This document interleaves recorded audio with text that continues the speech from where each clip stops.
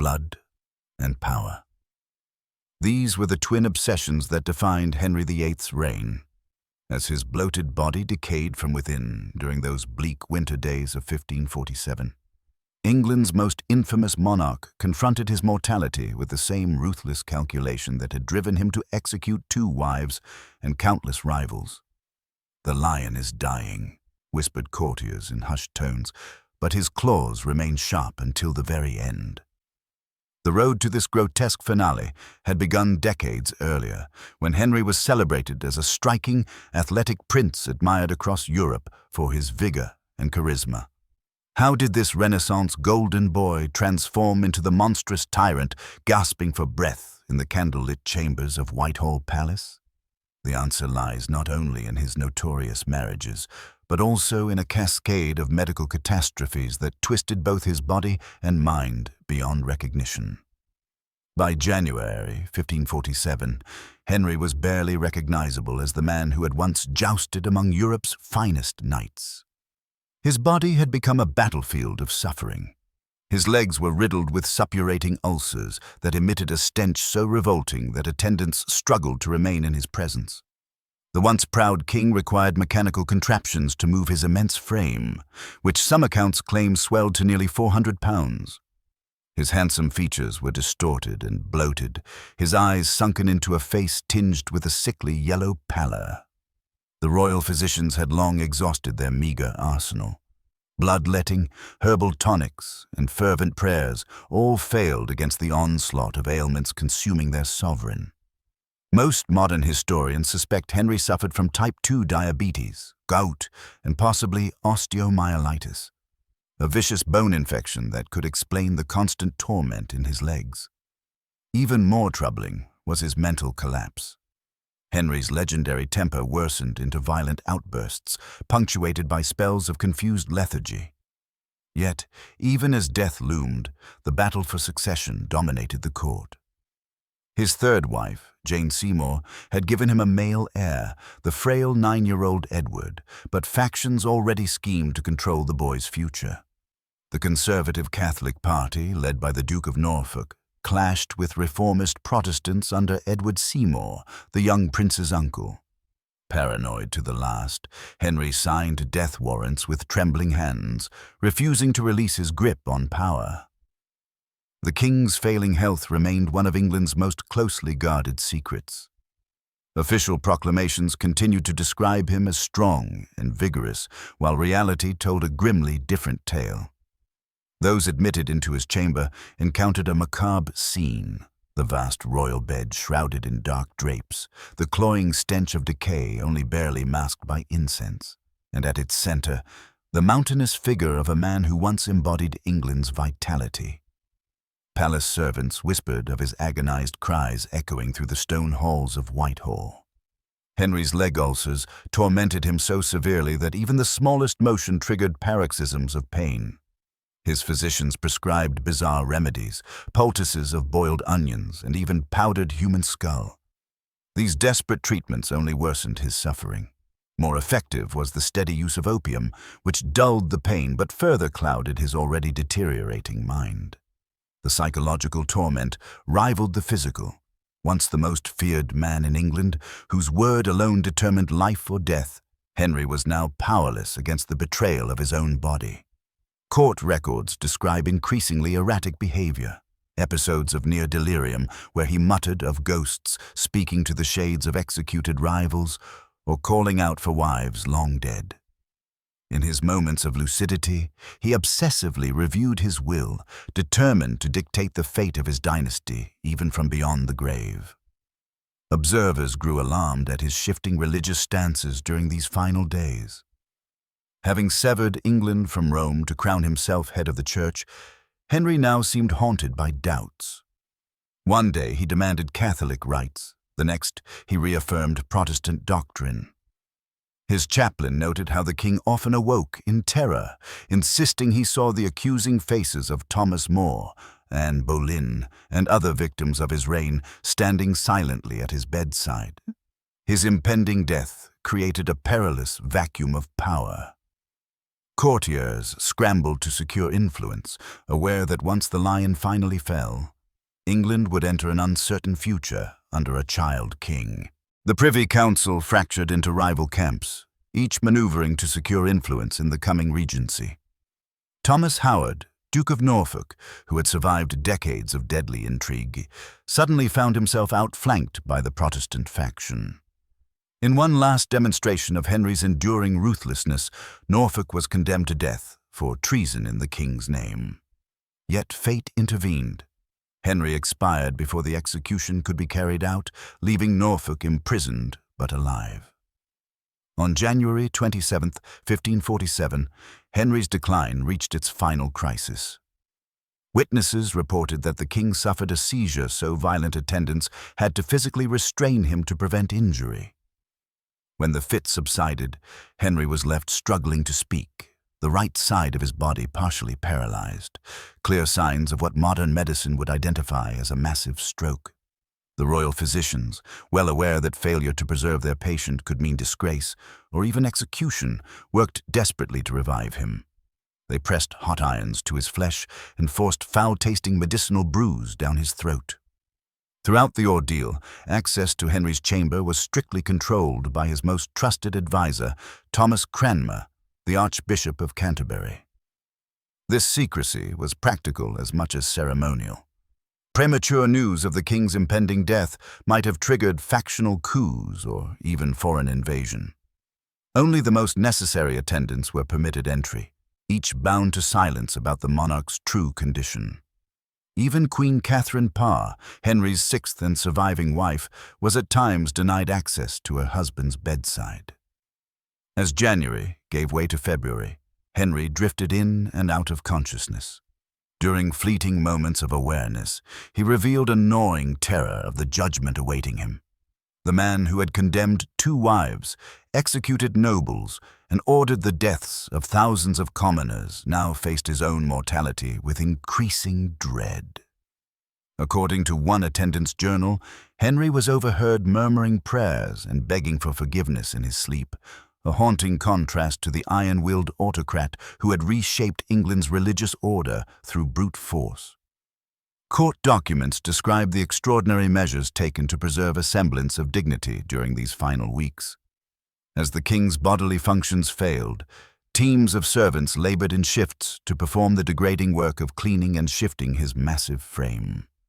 The ulcers on his legs had grown so severe that bone was reportedly visible through the rotting tissue. The stench became nearly unbearable, so overpowering that courtiers carried perfumed handkerchiefs and the windows of Whitehall were thrown open even in the bitter cold whenever the king lost consciousness. By January 27th, the pretense that Henry might recover could no longer be maintained. Archbishop Cranmer was summoned to the royal bedside as Henry's breathing grew shallow. Contemporary witnesses describe how, unable to speak, the king was asked to squeeze Cranmer's hand if he placed his faith in Christ rather than in ritual ceremony. Henry summoned the strength to squeeze before slipping into a final coma, a detail long cited by Protestant historians as evidence of a deathbed conversion. Before dawn on January 28, 1547, Henry VIII died. Even in death, his massive body dominated the chamber, his corpse a grotesque monument to excess and decay. The official cause was recorded simply as natural causes, though modern scholars suggest a fatal combination of heart failure, septic infection, and complications from probable type 2 diabetes. More remarkable than the death itself was the silence that followed. The Privy Council suppressed the news for 3 full days while consolidating power around young Edward VI. The delay proved crucial to ensuring a stable succession. While Henry's body cooled in Whitehall, Edward Seymour, Earl of Hertford and uncle to the new king, acted with ruthless efficiency. Secret councils convened, strategic fortresses were secured, and rivals neutralized, all before Henry's death was formally announced on January 31st. By the time the bells of London tolled, Seymour had already been installed as Lord Protector and elevated to Duke of Somerset, effectively ruling England in his nephew's name. The disposal of Henry's remains posed challenges that revealed both Tudor funeral traditions and the king's failing health at the end. Records note that the corpse began decomposing with shocking speed, the result of rampant infection. Embalmers worked frantically to prepare the body, removing organs and packing the cavities with herbs and preservatives. Even these seasoned experts were reportedly horrified by the condition of his liver and the enlargement of his heart. Henry's coffin had to be specially constructed to fit his enormous girth, nearly double the width of a typical noble's casket. Its weight required a reinforced bier and extra bearers to carry it. During the lying in state at Whitehall, witnesses claimed the lead-lined coffin split under the pressure of gases released by decomposition, seeping fluids onto the chapel floor. The incident was swiftly covered up, but rumors spread that dogs licked at the spillage, an unthinkable humiliation for a king so obsessed with majesty. The funeral procession to Windsor Castle on February the 16th offered the Tudor regime one last opportunity to project power. Black-draped horses hauled the massive coffin through streets filled with mourners. Effigies depicted Henry as he had appeared in his prime, broad-shouldered, defiant, rather than the decayed and broken man he had become. At St. George's Chapel, Windsor, Henry was finally laid to rest beside Jane Seymour, the only wife who had given him a son, and the only one spared his wrath by dying in childbirth before his affections waned. The contrast could not have been sharper, the grim reality of his corpse against the legend already being crafted. Court painters like Hans Holbein had fixed his image for eternity. The wide-legged stance, hands on hips, the glare of a monarch who embodied masculine power and authority. Yet the reality beneath the paint was a body wrecked by disease and indulgence, and a spirit haunted by fear and regret. This carefully crafted propaganda bore little resemblance to the disease-ravaged body now sealed beneath Windsor's stone floor. Yet it became the definitive image of Henry VIII in popular imagination for centuries to come. Henry's will revealed his final efforts to control the future from beyond the grave. The 30-page document meticulously outlined the succession, first to Edward, then to Mary, daughter of his first wife Catherine of Aragon, and finally to Elizabeth, daughter of Anne Boleyn. This direct line of succession, though briefly interrupted by the 9-day reign of Lady Jane Grey, would eventually unfold exactly as Henry decreed. His posthumous grip on England stretched through all 3 of his children, each ruling as Tudor monarchs before the dynasty concluded with Elizabeth I's death in 1603. More immediately pressing were the provisions Henry established for Edward's minority. The king created a regency council of 16 men intended to govern collectively until Edward turned 18. This balanced design reflected Henry's deep distrust of allowing any single nobleman too much influence over his son. Yet his caution was quickly undone.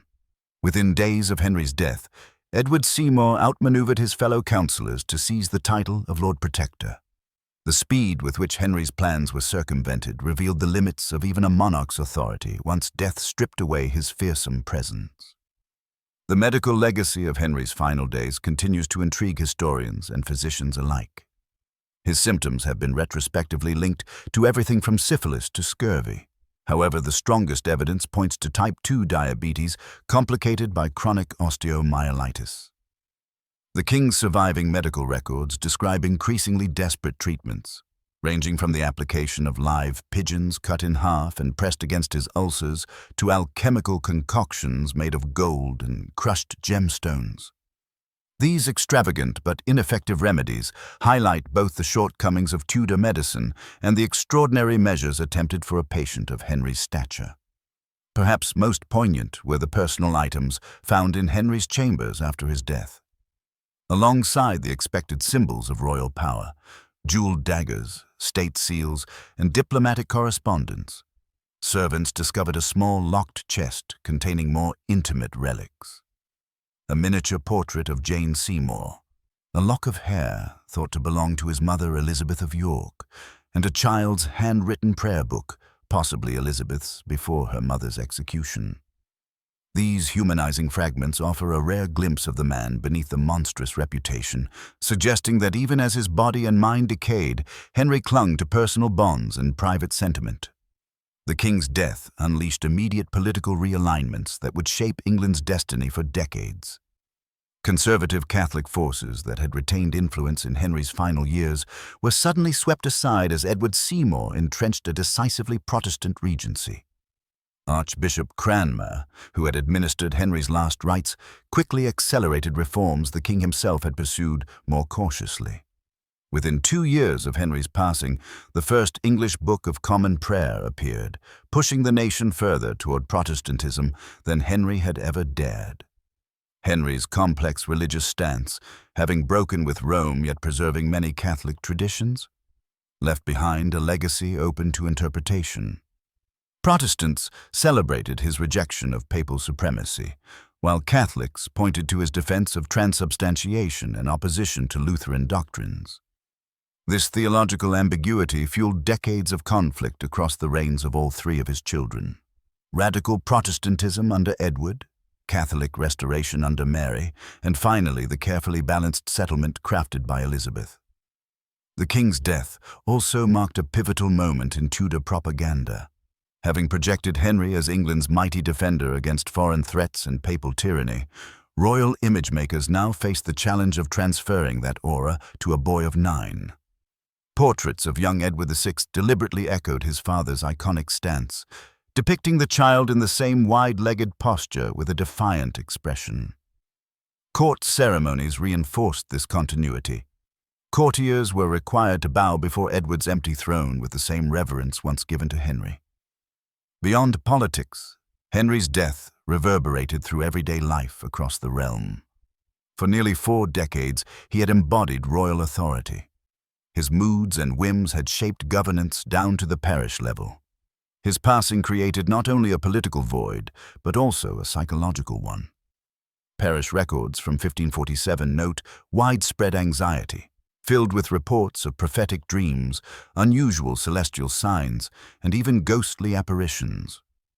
To a deeply religious population, the death of such a dominant king carried ominous, even apocalyptic overtones.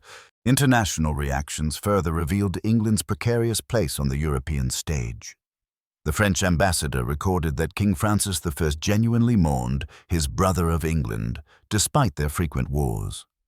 Emperor Charles V, Catherine of Aragon's nephew, viewed events more pragmatically, speculating that England under a child monarch might be vulnerable to pressure or alliances. Even Pope Paul III, who had excommunicated Henry years earlier, reportedly offered a mass for his soul, a diplomatic gesture that acknowledged Henry's stature while reasserting the Catholic claim over his fate. The very rooms where Henry breathed his last in Whitehall Palace became instantly charged with legend. Courtiers whispered of strange noises and chilling draughts that seemed to linger in his chambers. Superstitious fears discouraged many from entering. Young Edward VI himself reportedly refused to sleep in his father's bed, demanding fresh quarters instead.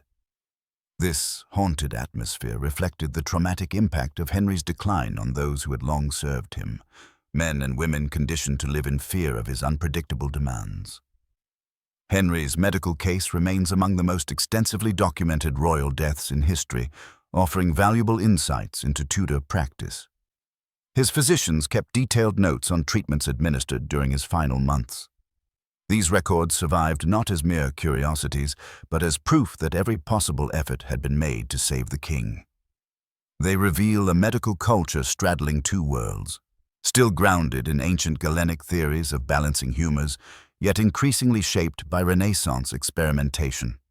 Hot cupping to expel toxins, herbal remedies drawn from classical texts, and even early hydrotherapies were all applied in vain attempts to arrest the king's decline. The failure of these remedies to bring true relief highlights the limitations faced even by the most skilled physicians of the era. Henry's obsession with his posthumous image extended to his tomb, for which he left precise and ambitious instructions. He envisioned a massive monument that would overshadow all other royal burial sites in England. Elaborate designs were commissioned, featuring 40 life-sized bronze statues and a towering central structure crowned with an equestrian figure of himself. This grandiose project reflected not only his colossal ego but also his deep anxiety over how history would judge him. Ironically, financial pressures meant the monument was never completed, and the bronze figures were eventually melted down during the English Civil War, a fate that would surely have enraged the image-conscious king. In the immediate aftermath of Henry's death, the scramble to shape or distance oneself from his legacy was swift. Courtiers who had fallen from favor during his final years resurfaced, while those who had enjoyed his patronage rushed to secure new alliances. Surviving archives contain poignant letters from royal servants suddenly left without position after decades of devoted service to the king. For many, adapting to the new order proved impossible. Skills honed to appease Henry's volatile moods had little use in the more restrained court of Edward VI. Some former favorites fell into despair, with a few reportedly taking their own lives in the months that followed, unable to endure the abrupt reversal of fortune. Perhaps most significantly, Henry's death marked the beginning of a vital transition in English governance. For decades, he had ruled as an absolutist monarch whose personal will dominated policy. With Edward Seymour as Lord Protector, the intimidating presence that had held the nobility in check was gone. Lacking Henry's fearsome authority, Seymour depended more heavily on the approval of council and peers. This shift, briefly reversed during Mary's reign, laid important precedents for limiting royal power, paving the way for the constitutional evolution that would define England in centuries to come. In a paradox, Henry's death ultimately weakened the very model of monarchy he had worked so relentlessly to strengthen. Henry's final illness became a matter of fascination for generations of doctors, each reinterpreting his symptoms through the lens of their own era. Victorian physicians, steeped in moralistic ideas of disease, emphasized syphilis as the likely culprit, framing his decline as divine punishment for his excesses. Specialists in the early 20th century turned instead to metabolic disorders, suggesting gout and diabetes as primary explanations.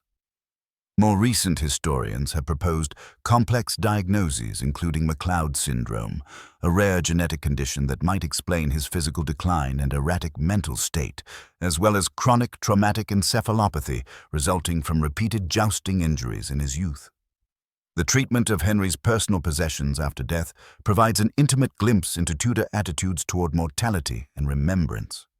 Court inventories reveal that objects associated with the dying king were treated with particular reverence, some preserved almost as relics, despite the Protestant rejection of such practices. His final set of nightclothes, soiled and blood-stained, was ceremonially burned under Cranmer's supervision, an act serving both sanitary necessity and symbolic cleansing. More valuable possessions, including his prized collection of astronomical tools and navigational charts, were carefully catalogued before being distributed according to his will or retained for Edward's education. Henry's passing also reshaped the lives of his surviving wives and children, each navigating perilous political landscapes. Catherine Parr, his widow, maintained a dignified public mourning, but privately moved with striking speed to marry Thomas Seymour, her long-time love, in a union long delayed by Henry's presence. 9-year-old Edward, king in name but dominated by his Seymour uncles, recorded his father's death with chilling detachment in his journal. The emperor's ambassador was commanded to return home upon the death of the king, my father, whose soul God pardon. This unemotional entry speaks volumes about the distant relationship between father and son. Henry's daughters faced even more uncertain futures. Mary, at 31, remained a devout Catholic, increasingly isolated as Edward's regime drove rapid Protestant reforms. Elizabeth, barely 13, had to tread with extreme caution. Branded illegitimate after her mother Anne Boleyn's execution, her position at court was precarious, and survival required sharp wit and restraint. Both would eventually inherit the throne their father had secured for them, but the road was perilous. Mary narrowly escaped execution during Wyatt's rebellion, and Elizabeth endured imprisonment in the Tower during her sister's reign before emerging as one of England's most formidable rulers. Accounts of Henry's last hours emphasize the profound isolation of kingship at death. Surrounded by physicians, servants, and courtiers, the monarch nonetheless faced his end alone, separated from others by both his exalted station and the deeply personal nature of dying. Archbishop Cranmer sought to provide spiritual solace, but aside from the faint squeeze of a hand, received little response. The king who had demanded absolute obedience from his realm departed in solitude, a stark reminder of mortality's equalizing power. The year following Henry's death revealed how thoroughly his personality had overshadowed governance. Administrative records exposed a backlog of decisions awaiting his personal attention, many trivial enough to have been settled by subordinates, but delayed out of deference to the king's control. Under Edward's regency, government machinery was necessarily restructured to function without such direct oversight. While initially chaotic, this shift ultimately strengthened institutional governance, creating systems that could operate independently of the monarch's whims. Henry's funeral procession offered his final performance in England's grand theatre of power. Eyewitnesses described black velvet-draped horses, heralds carrying ceremonial arms, and a wax effigy of the king in full regalia mounted atop his coffin, the crafted image of majesty concealing the corrupted body beneath. The cortege wound its way from London to Windsor over several days, allowing thousands to witness this orchestrated farewell. The careful choreography carried profound political weight, reassuring the nation that while kings might die, monarchy itself endured. Court physicians who had failed to save the king faced uncertain futures in the aftermath. Records show that some quickly secured positions with other noble households, while others endured professional ostracism due to their association with Henry's unsuccessful treatment. Dr. Thomas Wendy, who had shown remarkable courage in warning Henry of his impending death when others dared not, transformed that moment of honesty into continued service under Edward VI. The king's apothecaries came under particular scrutiny, with detailed inventories of medicines supplied during Henry's final illness examined for negligence, or worse, suspicions of deliberate hastening of death. A later examination of Henry's remains during renovations to his burial vault in the 1800s offered tantalizing evidence about his condition at death. Workers reported discovering an enormous skeleton consistent with his known stature, showing signs of severe joint deterioration, especially in the legs.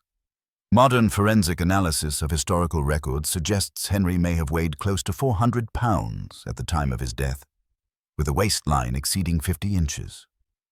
This extreme obesity, combined with poor circulation and the open, festering wounds described in contemporary accounts, created ideal conditions for the sepsis that likely played a major role in his demise.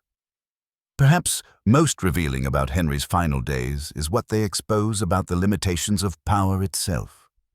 The king who had remade England's religious order, executed queens and nobles at will, and built the navy that would one day dominate the seas, was left powerless against his body's collapse.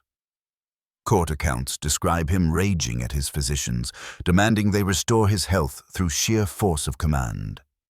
This futile defiance of biology highlights the central paradox of absolute monarchy, that no matter how vast the throne's authority, it cannot shield the human body from decay and death. The religious ambiguity surrounding Henry's death also created fertile ground for competing narratives. Protestant chroniclers stressed his supposed deathbed embrace of evangelical clarity, while Catholic writers abroad painted him as a tormented figure, racked with regret for breaking with Rome. In truth, evidence suggests Henry maintained his characteristic stance until the end, accepting himself as supreme head of the English Church while continuing to reject key Protestant doctrines. His unique theological position, Catholic in ritual but anti-papal in authority, reflected his lifelong tendency to reshape institutions around his personal needs rather than submit to external norms. The economic consequences of Henry's death rippled far beyond the court. Financial records reveal that the Regency government inherited an almost bankrupt treasury and a dangerously debased currency, the result of Henry's costly wars and extravagant personal spending. By some estimates, the king expended the modern equivalent of £200 million on palaces alone. This fiscal crisis forced Edward Seymour to press forward with Henry's controversial policy of selling off monastic lands, accelerating one of the largest property transfers in English history. The effects of Henry's extravagance would be felt for decades, fueling inflation and unrest during his children's reigns. Henry's failing body became a powerful metaphor for contemporaries. Many viewed his physical decay as a mirror of the nation itself. Medieval political theory often cast the king as the head of the body politic, and Tudor writers interpreted his rotting flesh as symbolic of corruption within England. Surviving sermons from 1547 draw explicit parallels between Henry's ulcerated legs and what preachers called the diseased moral state of society. This metaphor proved politically useful during Edward's reign, as reformers argued that just as the king's body required radical intervention, so too did England's faith demand purification. The final days of Henry VIII embody a moment where medieval and early modern ideas of kingship intersected. On one hand, elaborate rituals of death and succession echoed patterns stretching back centuries. On the other, the precise drafting of his will, the survival of detailed medical notes, and the continuity of government institutions reflected a more modern state apparatus. Henry thus died straddling two worlds, the last English monarch to wield truly medieval personal authority, yet also a pioneer of the bureaucratic state that would define later governance. What makes Henry's death so compelling is not only the gruesome physical decline or the political consequences, but the light it casts on the human condition itself. The man who had dominated his age with unmatched force of will was reduced, in the end, to confronting the same truth as his humblest subjects. Contemporary observers wrote of moments of existential dread when Henry seemed to face judgment not as king but simply as man. The Archbishop of Canterbury, in administering his final rites, is said to have reminded him, "You are about to appear where no titles hold weight and no earthly power can protect you." In that stark recognition of human fragility, England's most infamous ruler may have, for the first and only time, shared a genuine bond with the people he had ruled through fear.